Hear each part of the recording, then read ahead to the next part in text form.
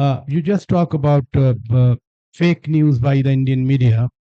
In case of Bondi Beach terror attack, for 2 days, Pakistan was defamed, like in many other previous examples.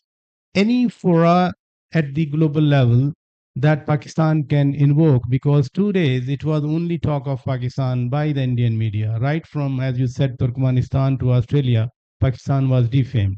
This constant naming of Pakistan in the Bondi Beach attack was extremely regrettable, and we were very responsible when this incident took place and a certain name was popped up. First of all, there was also a picture of a Pakistani individual with a similar or same name also portrayed on the media. And if I remember the post on X, he was present at a probably at a sporting event supporting Pakistan.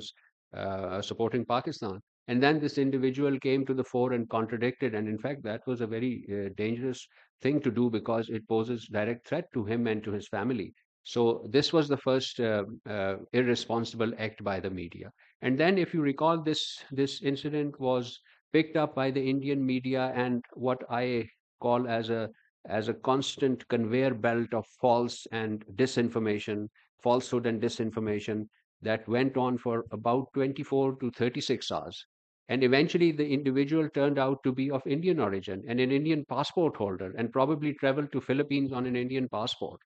So this is not the first time that Indian media, including its Indian mainstream media, including the analysts whom one could respect for for their analysis, this is not the first time that all of them have been egg-faced, and they should look at their conduct, how they behave, and how their visceral hate for Pakistan exudes when such developments takes place. So I think we ought to we ought the Indian media ought to act more responsibly.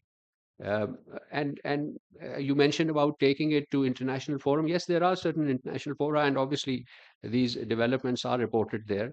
But the fact is that its own credibility is damaged. So I think the ultimate price that Indian media pays for such misinformation is the loss of its own credibility, which has been considerable in the past 6 months, particularly in the aftermath of Operation Bunyanum Marsus and in this Bondi Beach incident, terrorist incident. Sir ये रजत साहब का follow up question ही है। किसके साहब का? रजत साहब का जो सिडनी का वाक़या है, इसके ऊपर सर क्योंकि खाली इंडिया इन्वॉल्व नहीं था इसमें, इज़राइल और अफ़गान अथॉरिटी भी इन्वॉल्व थी, पाकिस्तान के खिलाफ प्रोपेगेंडा करने में। क्या फेक न्यूज़ के हवाले से, ख़ासकर टेररिज़्म के हवाले से जो फेक न्यूज़ हैं, उसके ऊपर कोई एप्लीकेशन है, कोई किसी लेवल पे हम जाके इसको कर सकते हैं? दूसरा ये है कि ये अभी तक जो इतलात आ रही थी, उसमें ये था कि जो नवीद अकरम पकड़ा गया है, वो उसी तरह का केस है जिस तरह का कुलभूषण यादव बलूचिस्तान में पकड़ा गया था, और इंडियन रॉ एजेंसी जो है उसके बैकअप में है, और उसी के साथ ऑस्ट्रेलियन हुकाम जो है वो रब्ता कर रहे हैं इंडियन रॉ एजेंसी के साथ। तो क्या आप समझते हैं कि ऐसी इन्फॉर्मेशन है कि ये उसी तरह का सिमिलर केस है जो कुलभूषण यादव का था? Statement. Yes, I think the first time the Jerusalem Post also reported this about Bondi Beach, and there were certain handlers on X and other social media from afar. But I've said it; they do not have any credibility, and only shows they want to stereotype Pakistan into a certain bracket that that's why they project such news. About the pattern of this attack with other attacks, these are all reports. The support of RAW that you mentioned, RAW has acted roguely in various parts of the world. So I would not rule out if it has its fingerprint deep into the crime committed at Bondi Beach. This is for the Australian authorities to investigate.